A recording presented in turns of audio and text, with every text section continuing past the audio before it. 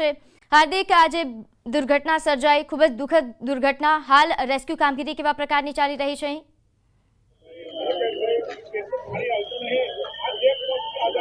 બિલકુલ, સૌથી પહેલા તો કહીએ આ ખૂબ જ ગંભીર બેદરકારી કહી શકાય, કારણ કે સ્થાનિક લોકો જે છે તે અનેક વખત રજૂઆત કરી ચૂક્યા હતા કે આ બ્રિજ જે છે તે જર્જરિત છે, ત્યારે તંત્ર દ્વારા આ રોડ પર અને બ્રિજ પર માત્ર ને માત્ર ઠીંગણા મારીને સંતોષ માણવામાં આવ્યો હતો। અત્યારે આ દ્રશ્યો અમે તમને જે બતાવવા જઈ રહ્યા છે, આ દ્રશ્યો ચોક્કસથી દર્શકોને વિચલિત કરી શકે છે। બ્રિજ જે છે ત્યાં બે કટકા છે નીચે જે છે નદીમાં, અને એ પણ દ્રશ્યો બતાવીશું।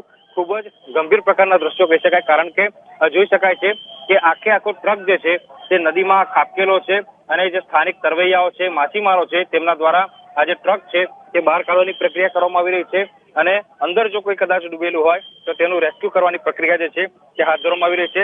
અત્યારે પ્રાથમિક માહિતી મળી રહી છે કે 3 લોકોના મોત નીપજ્યા છે, પરંતુ ચોક્કસ તંત્ર તરફથી કોઈ મોતનો આંકડો જે છે હજુ સુધી જાહેર કરાયો નથી। પરંતુ અત્યારે જોઈ શકાય છે કે સ્થાનિક લોકો કઈ રીતે જે તંત્ર છે તેની મદદ કરી રહ્યું છે, અને મેં કીધું પ્રમાણે કે આ બ્રિજ જર્જરિત હતો। સ્થાનિક લોકોએ અનેક વખત રજૂઆત કરી હતી, પરંતુ સ્થાનિક લોકોની વાત જે છે તંત્રના કાને ના આવી, અને માત્ર ને માત્ર ઠીંગણા મારીને આ બ્રિજ જે છે તે ચલાવવામાં આવ્યો। એના કારણે આ ગંભીર પ્રકારની જે દુર્ઘટના શકાય એ દુર્ઘટના અત્યારે આપણે જોઈ રહ્યા છે, નિહાળી રહ્યા છે। અને અત્યારે આ લાઈવ દ્રશ્યો તમે જોઈ રહ્યા છો કે નીચે કઈ હદે રેસ્ક્યુ જે છે તે કરવામાં આવી રહ્યું છે। પ્રાથમિક માહિતી શરૂઆતમાં એવી મળી હતી કે 3 જેટલા ટ્રક જે છે તે બ્રિજ તૂટતા નદીમાં ખાબક્યા છે, ત્યારે આ ઘટના મોટી પણ હોઈ શકે, કારણ કે આખું રેસ્ક્યુ ઓપરેશન પૂરું થશે ત્યારબાદ જ આંકડો જે મૃત્યુનો છે તે સામે આવશે, અને કેટલા વાહનો બ્રિજમાં નીચે નદીમાં ખાબક્યા તેનો આંકડો પણ જે તંત્ર દ્વારા જાહેર કરવામાં આવશે, ત્યારબાદ જ અંદાજો જે છે તે આવી શકે છે। લોકોના ટોળા તમે આ જોઈ રહ્યા છો, ખાસ ગ્રામ્ય વિસ્તારના લોકો અને આસપાસના તાલુકાના લોકો જે છે તે અહીંયા પહોંચ્યા છે, અને તંત્રની મદદ જે છે તે કરી રહ્યા છે। તકેદારીના ભાગરૂપે પોલીસ બંદોબસ્ત ગોઠવાયો છે, કારણ કે આ ઘટના જે છે ખૂબ જ ગંભીર પ્રકારની ઘટના છે, અને સ્થાનિક ટોળા જે છે અહીંયા જોઈ બ્રિજના દ્રશ્યો બતાવીશું કે આ બ્રિજ જે છે તે કઈ હદે જર્જરિત છે। મેં અગાઉ કીધું હતું કે બ્રિજનું સમારકામ કરવામાં આવે, પરંતુ યોગ્ય સમારકામ ના થયું, અને માત્ર ઠીંગણા મારી દેવામાં આવ્યા, અને આ જ ઠીંગણા જે છે આજે નડ્યા છે, અને અનેક પરિવારો ઉજળી ગયા છે। જોઈ શકાય છે કે લોકો અહીંયા આવ્યા છે, અને લોકો સાથે વાતચીત કરવાનો પ્રયત્ન કરીશું। તંત્ર તરફથી કોઈ મળતું હોય તો જાણવાનો પ્રયત્ન કરીશું। અત્યારે જોઈ શકાય છે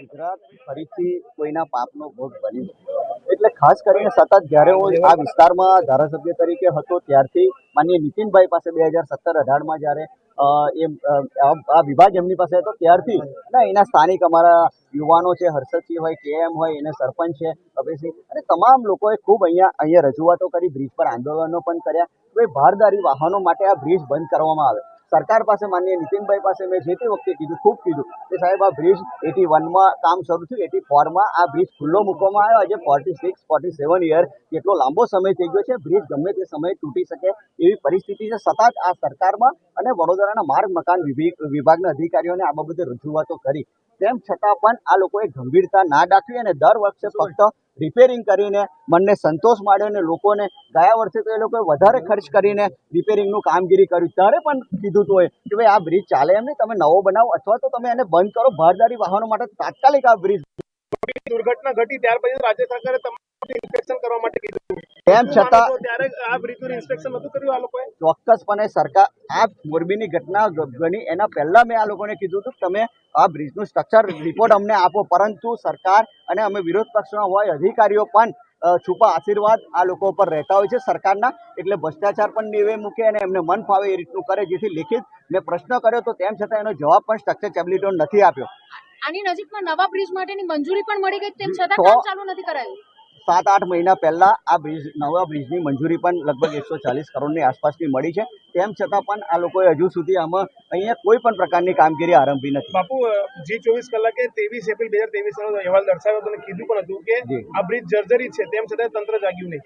જે આપના તમામ આપની જે મીડિયા ચેનલો છે એમને સતત 2018 હોય, 20 હોય, 21 હોય, સતત આ બ્રિજ, જ્યારે મેં 21માં બ્રિજ બંધ કરવાની માંગ કરી ત્યારે પણ હોય, કે જી ટીવી હોય કે અન્ય TV9 તમામ ચેનલો દ્વારા આ પ્રાદેશિક ચેનલમાં આ બધા ન્યૂઝ આવેલા છે કે બ્રિજ બંધ કરવાની માંગ તેના સ્થાનિક ધારાસભ્યએ કરી છે. કેમ કે ભારદારી વાહનો માટે જો બંધ કરવામાં આવે તો આજે જે દુર્ઘટના ઘટી છે કદાચ ચોક્કસ જો ના ઘટી હોય. જ્યારે જરૂરિયાત હતી મરામત કરી હોત તો પણ બચી જતું.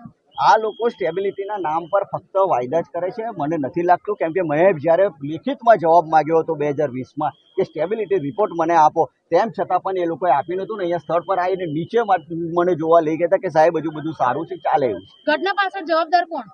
ઘટના પાછળ આમ જોવા જઈએ તો રાજ્ય સરકારને વારંવાર રજૂઆતો કરી. રાજ્ય સરકારને જ્યારે ધારો કે જાણે કે કોઈની ચિંતા ના હોય, નાગરિકોની ચિંતા ના હોય, એ અહીંયા પ્રસ્થાપિત થાય છે.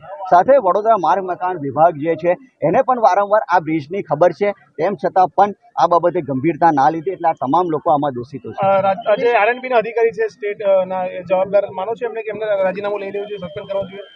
તમામ જગ્યાએ જે રીતનો ભ્રષ્ટાચાર ચાલી રહ્યો છે, લોકો સોશિયલ મીડિયામાં કહી રહ્યા છે ભાજપ એટલે ભ્રષ્ટાચાર, જે રીતનું સામે આવી રહ્યું છે, ભ્રષ્ટાચારના છુપા આશીર્વાદ જે તે અધિકારીઓ પર રહેતા હોય છે ત્યારે જે ભ્રષ્ટાચાર કરી શકે. બાકી સરકાર ધારે તો ભ્રષ્ટાચાર બંધ કરાવી શકે જ, પરંતુ પોતાનું પણ હિત જોવાનું હોય છે, એટલા માટે તેને છુપા આશીર્વાદો રાખવામાં આવતા હોય છે, જેથી કરીને આવા અધિકારીઓ છાટકા બને એ તાત્કાલિક ધોરણે આવા જવાબદાર લોકોને સસ્પેન્ડ કરવામાં આવે.